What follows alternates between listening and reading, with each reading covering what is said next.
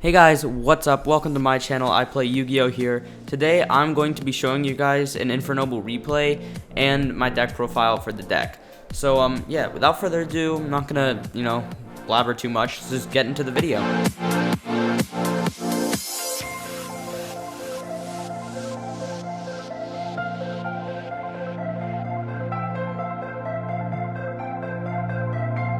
Alright guys, welcome to the actual video. Today I'm going to be showing you guys the Infernoble replay and the deck profile. So yeah, without further ado, let's just get into it. So starting out here with the replay, by the way, sorry if I'm looking over here instead of straight at you. My camera's over here and my monitor's over here, so that's why I'm looking over there. But yeah, either way, so let's just jump into this replay, and essentially I'm going to be showing you this replay and then we'll jump straight into the deck profile. So starting out, we're just gonna go ahead and I think we lose here, but he's playing Mech Knights and we go first. And yeah, I'm just gonna show you my version of Infernoble. So I'm only gonna show you my hand. I don't want you to see his hand until we can look at his hand. So I'm gonna special summon Red Lair. I'm gonna normal summon Connector and I'm gonna use its effect. He's gonna impermanent. All right. At this point, I can just go ahead and make my Isolde. And I use the first effect. No one's really gonna hand drop the first effect unless it's Ogre. So here I'm gonna use the second effect, and I'm gonna mill 3 because I want to get the Aqua Dolphin and just take one more out of his hand, because I can actually use Durendal to search Oliver and then continue on and full combo him either way. So that's why I just wanted to search the Aqua Dolphin, so that way I can get another loop to get the Aqua Dolphin. But either way, he Gammas here, and now this situation is gonna look pretty bad.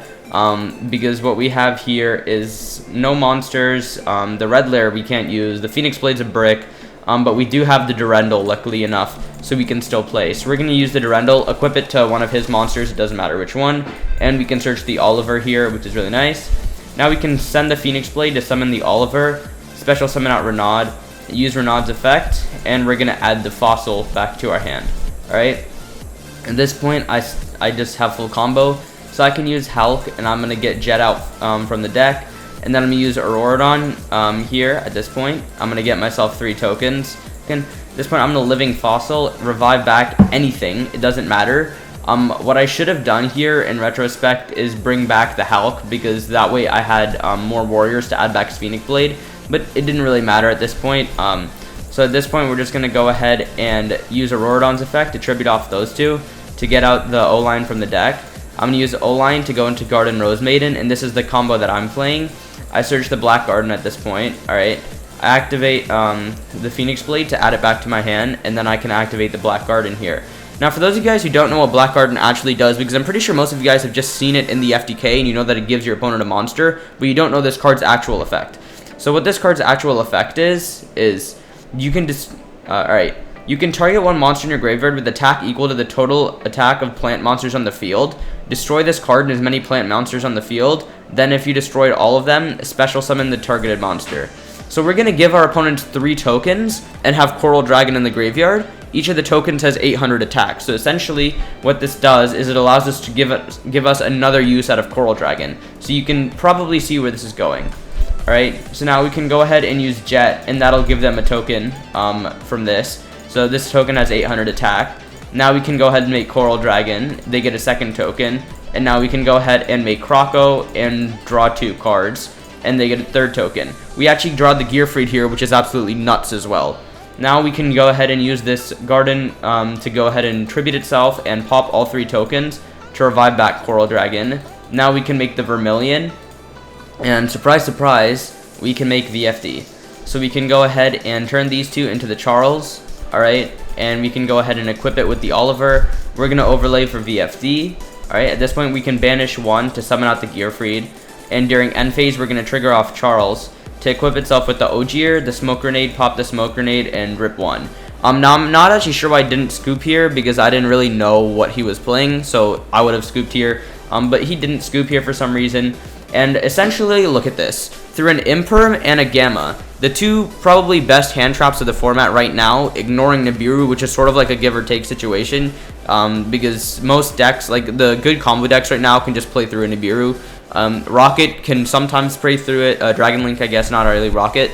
Infernoble can play through Nibiru, and Adamancipator can play through Nibiru super easily. So yeah, I could have also summoned Flyer Flint here, but there was no reason to, so that's why I didn't. But essentially through Gamma and Imperm, and he's used them at pretty decent times. The reason that he had to Imperm the Neospace connector is because if he didn't, then I would have just looped the Gamma out of his hand. So that's why he had to Imperm the connector. And essentially what we've done is we've given ourselves a Charles that can't be targeted or destroyed by card effects, a Gearfried with the Monster Negate, and a VFD after looking at their hand. So they're starting their turn out with 3 cards. So this is absolutely nuts. And now we're just going to go ahead and go on to game 2. As expected, we use VFD and he scoops, right? So here we side. I wasn't actually sure what to side for, so I put in a pointers thinking that I could probably break his board if he went first. I expected him to go first, but I wasn't entirely sure. So I did put in a pointers. I probably won't ever do that again. But I put them in and I got sort of rewarded here, I guess. But either way, like, he opened up really bad. I can show you his hand now, and you see, like, his hand is not good. Like, whispers, negate any spell effects. Nice. Yeah, that does nothing.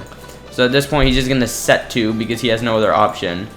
And yeah, at this point, I just win. I can go ahead and use connector, get the dolphin. I can use the dolphin here. I'm gonna pitch the garden because I don't really care for it at this point. There's nothing. I take the 500. It doesn't matter. I go into his sold, and he has no sort of interruptions. So I was gonna go for the Tatsunoko combo here, but I'm not actually sure if I do. I think I might end up just going, or he might end up just scooping. I think he scoops after I resolve Link Cross.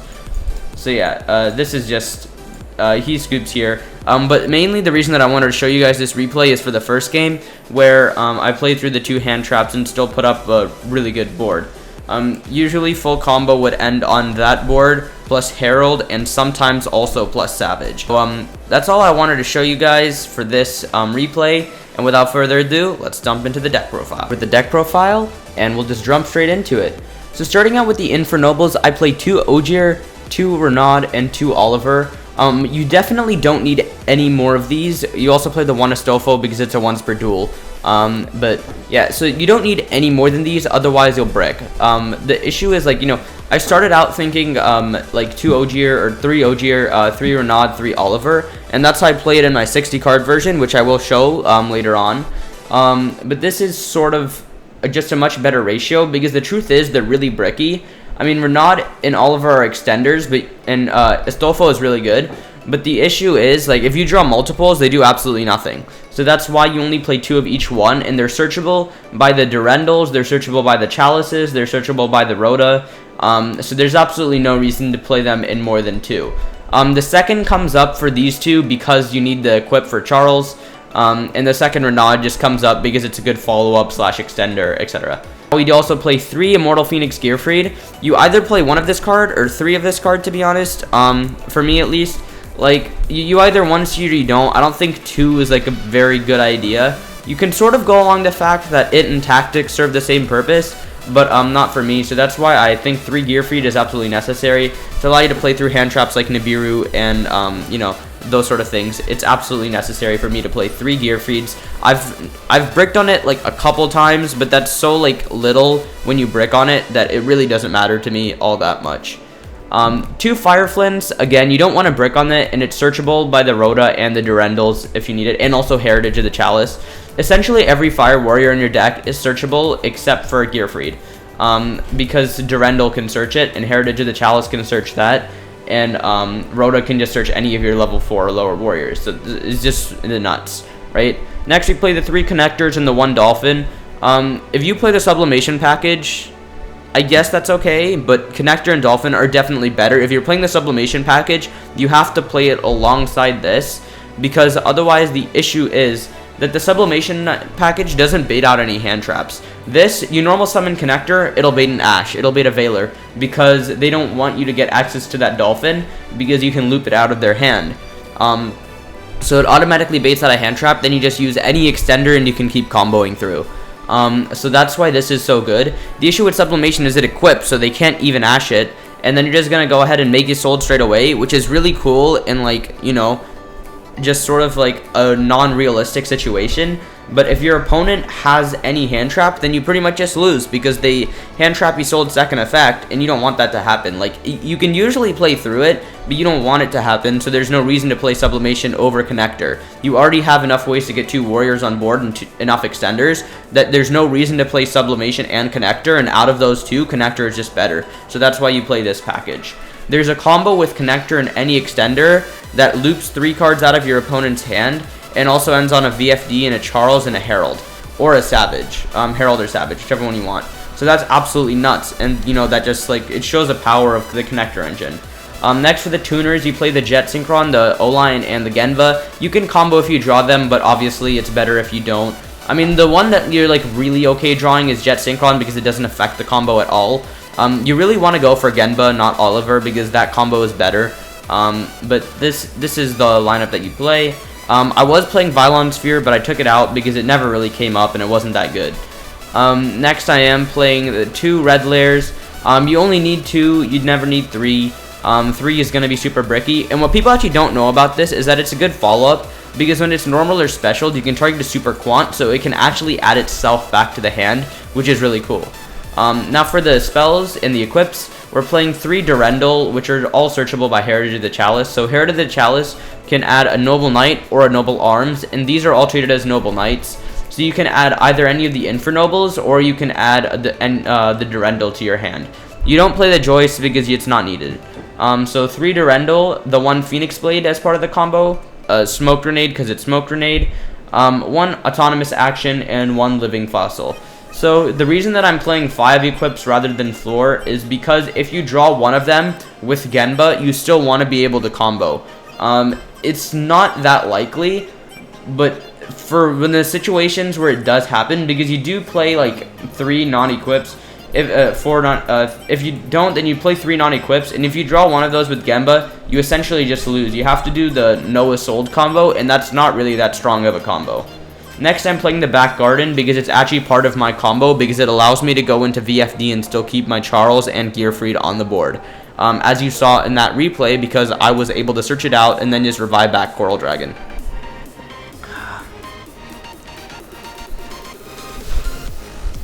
Alright, so then for the other spells, I am playing 3 Forbidden Droplets. This card is actually really strong in this deck compared to other decks, because going second, it breaks boards, and because you have 1-2 card combos, you can discard like 3 cards, negate 3 things, and then your combos will go off.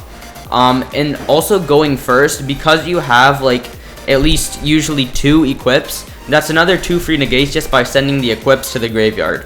So that's why Forbidden Droplets is really strong in this deck, because it's also really good going first in this deck. Next, 3 Triple Tactics. The whole point of this deck is to bait out hand traps, and what better way can you punish your opponent by baiting out hand traps than looking at their hand and ripping a card out? So, I mean, this is like a hand loop deck, right? So say you're looping your opponent for 2 or 3 already, and then they, they use Ash or something. You can just Tactics your opponent and rip another card out of their hand, which is the nuts. Also the draw, all the possibilities with this card is insane, and also the fact that it's so good going second as well. I mean, this card is the nuts. I don't care what anybody says. It's not its perfect format right now, but this card is fantastic. Next we have 3 Heritage of the Chalice. Again, it adds Noble Knight or Noble Arms, so it basically searches your entire deck.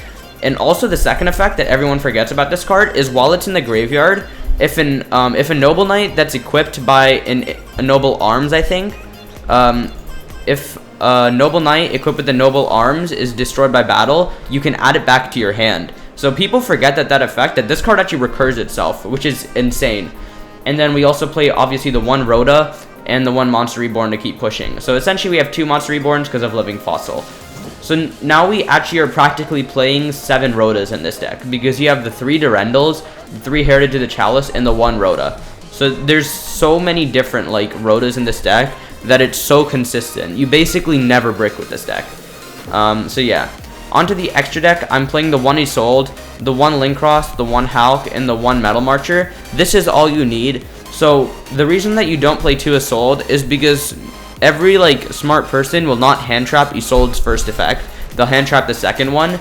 So you're not gonna deck build for the case that if I play against a bad player, then it'll come up. You technically don't even need a sold. You can still combo without it. It's just way better to have it. You also have the Link Cross to go into after the Assault. You have the Hulk, and you have the Auroradon. I should need to explain this. This isn't really a warrior deck. This is just a Hulk Auroradon deck. And then for the Synchros, we're playing the Roland, the Charles for the Infernoble Synchros. I saw the new Oliver Synchro, and it's so underwhelming, which is super disappointing. But it is what it is. Then we also have the Martial Metal Marcher, the Herald, and the Garden Rose Maiden for the combo. We have the Coral for the combo. We have the Omega for the Adamancipator match. The reason that...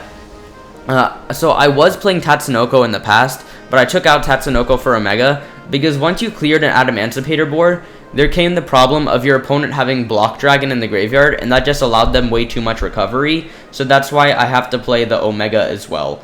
I'm playing the Savage Dragon, the Coral, the Croco, sorry, not the Coral, and the Vermilion to go into our VFD. Onto the side deck, because the extra deck really doesn't need that much explaining. You saw why I'm playing most of the stuff inside the combo, or the replay, and then also the other stuff. If you know anything about Infernobles, you know what the combos are, so you know why I'm playing them. So next we have 2 of these Appointers. I tried to find space for the third, but I really just couldn't. I'm playing 3 Token Collector. It's your choice between this and Nibiru, but I find that this card is more devastating. To the Rock deck, they can pretty much play through it just fine, but they can also play through Nibiru just fine, so that's not that much of a difference. But for Infernoble, they can play through for them to play through Token Collector is a lot harder than Nibiru. The only issue is that it can be looped by Aqua Dolphin, but that doesn't really matter because it triggers in the graveyard as well, so like who cares. And then you're also playing the 3 Dark Rulers. So essentially, if you notice the way I've organized this side deck, I have my going first cards, and then I have my cards to stop combo. So I have the 3 Token Collectors and the 3 Dark Ruler No Mores, and the Pank is sort of like a medium. It goes against any deck. And then we also have the 3 Evenly, the Lightning Storms, and the Red Reboot. So I have 6 cards for back row, 6 cards for combo, 1 card for both, and 2 cards for going first, is essentially the way my side deck works. If you want to, you can take out like 1 Token Collector, for example, for the 3rd Appointer. Because we're already playing the Droplets and the Tactics, we sort of are main decking a little bit more against combo, but you're a lot more scared of combo, because the back row, like, you get rid of their 1 Floodgate, and that's okay. But with combo, they have like 6-7 negates, you need to play through that. So that's the reasoning behind my side deck. That's all for today's video. I really hope you guys enjoyed this video. Make sure to leave a like and comment if you did. Make sure to subscribe if you enjoyed this video along with others on my channel. And without further ado, I'll see you guys in the next one. Peace out, guys. Bye.